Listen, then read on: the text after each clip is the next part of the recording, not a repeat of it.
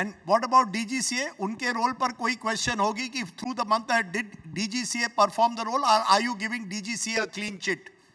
Rajdeep ji, I've already told you through the month of November, DGCA has been actively involved in complying, making everyone comply with the FDTL norms. And not only this, even before, because the primary responsibility of DGCA is look after safe operations in the country. When we felt that FDTL norms need to be implemented, we have thoroughly consulted all the stakeholders. This has been happening for a long time. We wanted all the airlines to be on board. We have given them ample time to ramp up their operations to get their compliance for this. Indigo has given their compliance. After November, 1 month later, in December, we have met with Indigo. I'm trying to make this point again and again because look at the time, just 2 days before, Indigo has met DGCA regarding this. They have asked Indigo, do you have any other questions regarding FTTL, any other problems? And they never mentioned this. तो आप Indigo के board को क्या कहेंगे? Board of directors today the chairperson Vikram Mehta has given a statement where he does not seem to suggest कि IndiGo ने कोई गलती की है. He has given lots of other reasons. Apology दी है passengers को, but he is not directly accepting that Indigo in some way did not prepare for these new FDTL norms. क्या कहेंगे बोर्ड ऑफ डायरेक्टर्स में इतने बड़े बड़े नाम्स हैं, क्या कहेंगे उनको आज? राजीव जी, मैंने भी उनकी बात सुनी है. He doesn't answer many of the questions, pertinent questions which are still going around. Indigo के 6 महीने से उनके pilots freeze पे क्यों थे? उनका जो लेना था the employment, or 6 months no pilot hiring. Yeah, no pilot hiring. And then the fact that third को, let us suppose that the operations were going for a toss, then why should they not inform the people whose flights were getting cancelled beforehand so that they don't come to the airports? Who was managing that and why did that incident happen like that? अगर उनको पता था पहले से delays हो रहे हैं, cancellations हो रहे हैं, कुछ ठीक से वो operation crew के वो manage नहीं कर पा रहे हैं, then why did they let that situation come to that point where they were saying that flights are operating, you please come to the airport? So all these questions are not answered. So I'm not just relying on what the statement he has made, which is why exactly we have put a 4-member committee from DGCH to know all the answers. And once we have the committee report, then definitely we are going to move into action. इस audience में कई passengers हैं जो अभी भी winter month से Christmas आएगा, new year आएगा, वो कई जगह जाना चाहेंगे. In those days, look at what happened, Mr. Minister. Other airlines took advantage. 5,000 की टिकट 30,000 में बिक रही थी. Fares were going out of control. Eventually, you capped it 48 hours later. आज इंडिगो कह रहा है हम 10,000 का ट्रैवल वाउचर देंगे. ये क्या हुआ? 10,000 का ट्रैवल वाउचर देंगे, इतनी परेशानी हुई लोगों को, उसका कुछ नहीं. And you also moved 48 hours late. You should today tell the जिन्होंने ज्यादा पैसे दिए predatory pricing करके, what will you do about it today? We are जनता जानना चाहती है, they want their money back. Rajdeep ji, we are analyzing each and every aspect of the crisis. Right from the beginning, we have been thoroughly involved in managing the crisis and providing the best relief to the passengers.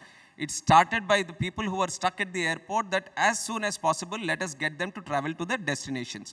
Whoever are there at the airports, let them get good access to food, water and accommodation if necessary.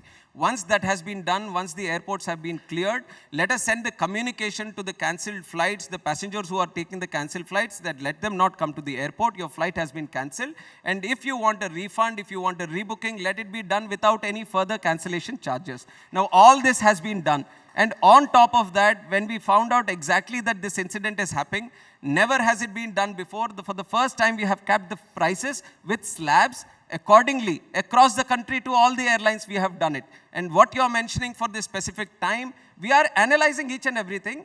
Give us some time. We are going through each and every step. We have a focus of passenger-centric approach that the passenger who wants to travel, let him get the first priority, and we are moving in that direction. मैं इसलिए पूछ रहा हूँ because there is a sense that this sector has become a duopoly. 60-65% market share Indigo का, 25-30% Air India Vistara, and they are using this to squeeze the consumer. We saw it during Kumbh Mela also. Suddenly, flight fares to Prayagraj doubled overnight. That the market itself now, consumer is last. Today you are saying I care about the consumer. Airlines don't care about the consumer because a passenger has no choice today. Do you accept that somewhere that is something you are going to have to look at? How do you end these monopolies and duopolies that you have created? Rahul Gandhi ने कहा कि ये सब कुछ जो हो रहा है monopolies की वजह से हुआ है. How will you respond? I don't know how much economics he understands around civil aviation, but one thing that we need to clarify here is that this is not a created situation by any kind of government. The fact that we have deregulated the fares, and when have we deregulated the fares? Any idea, Rajdeep ji? 1994 Corporation Act, Air Corporations Act has been repealed, so that the deregulation comes into effect. There are airlines who can enter freely, they can understand the market, and the market dynamics of supply and demand can play its own role. And it is from then the markets have been deregularized, and this is a practice which is followed internationally. And what we are trying to do is encourage more airlines to come into the picture. You say that, do I encourage monopoly or duopoly? Definitely not.